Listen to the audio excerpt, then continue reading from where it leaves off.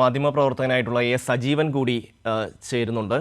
Shri Sajeevan, K C. Venugopal സ്ഥാനാർത്ഥിയായി വരുന്ന ഒരു സാഹചര്യം നമുക്കറിയാം. അദ്ദേഹം രാജസ്ഥാനിൽ നിന്നുള്ള രാജ്യസഭാംഗമാണ്.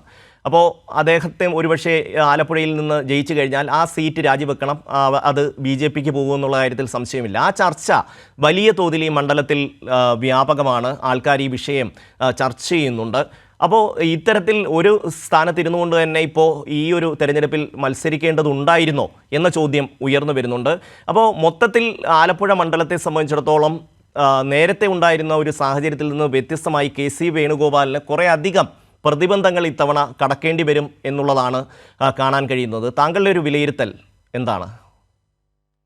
കെ.സി. വേണുഗോപാൽ കേരളത്തിൽ ഏതെങ്കിലും ഒരു മണ്ഡലത്തിൽ നിന്ന് മത്സരിക്കണമെന്ന് KPCCയോ കീഴ്ഘടകങ്ങളോ ഒന്നും ആവശ്യപ്പെട്ടതായിട്ട് നമുക്ക് ആർക്കും അറിയില്ല.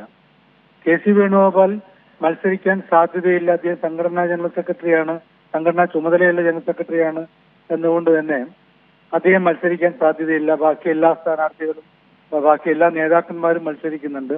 രാഹുൽ ഗാന്ധി ഉൾപ്പെടെ കേരളത്തിൽ മത്സരിക്കുന്ന ഒരു ഘട്ടത്തിൽ മറ്റ് സംസ്ഥാനങ്ങളിലെ തെരഞ്ഞെടുപ്പ് പ്രയത്നങ്ങളുടെ കോർഡിനേഷൻ, അതാണ് സംഘടനാ ചുമതലയുള്ള ജനറൽ സെക്രട്ടറിയുടെ പ്രധാനപ്പെട്ട ജോലി. ആ കോർഡിനേഷൻ കൃത്യമായിട്ട് നടത്തണം.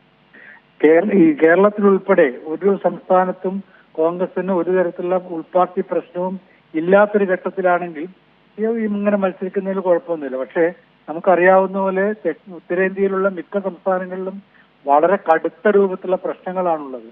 പാർട്ടിയിൽ നിന്നുള്ള കൊഴിഞ്ഞുപോക്ക്, പാർട്ടിയിൽ നിന്നുള്ള രാജിവെപ്പ്, പാർട്ടിയിലുള്ള അകത്തുള്ള അടി, ഇങ്ങനെ കുറെ പ്രശ്നങ്ങൾ കിടക്കുന്നുണ്ട്.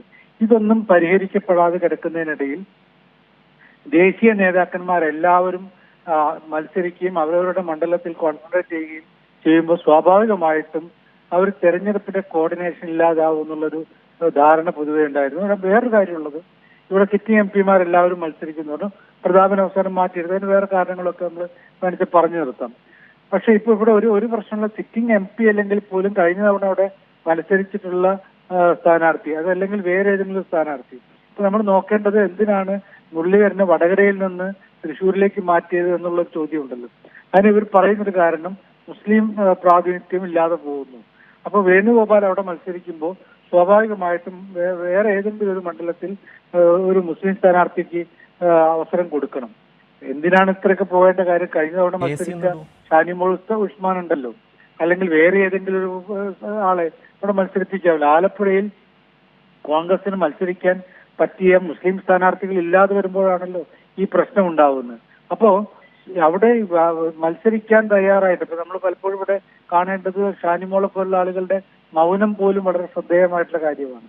അപ്പൊ മത്സരിക്കാൻ തയ്യാറായിട്ട് ആളുകൾ ഉണ്ടായിരിക്കെ നേരത്തെ താങ്കൾ പറഞ്ഞ പോലെ ഒരു രാജ്യസഭാ സീറ്റിലുള്ള ആളുകൾ MLA മത്സരിക്കാറുണ്ട്, രാജ്യസഭാ MP മത്സരിക്കാറുണ്ട്, ഇങ്ങനെയൊക്കെ ലോക്സഭയിലേക്ക് മത്സരിക്കുന്ന ഘട്ടമുണ്ട്. ഇത്തവണയും അങ്ങനെയൊക്കെ ഉണ്ട്. പക്ഷേ ആ രാജ്യസഭയിലേക്ക് മത്സരിക്കുമ്പോൾ അതിൽ വരുന്ന ഒഴിവ് തങ്ങൾക്ക് തന്നെ കിട്ടണം എന്നുള്ള ലക്ഷ്യത്തോടെ തങ്ങളുടെ കയ്യിൽ നിന്ന് നഷ്ടപ്പെട്ടു പോകാൻ പാടില്ല എന്നൊരു താല്പര്യമെങ്കിലും ഉണ്ടാവണം. ഇവിടെ രാജസ്ഥാനിലെ നന്ദി ശ്രീ സജീവൻ.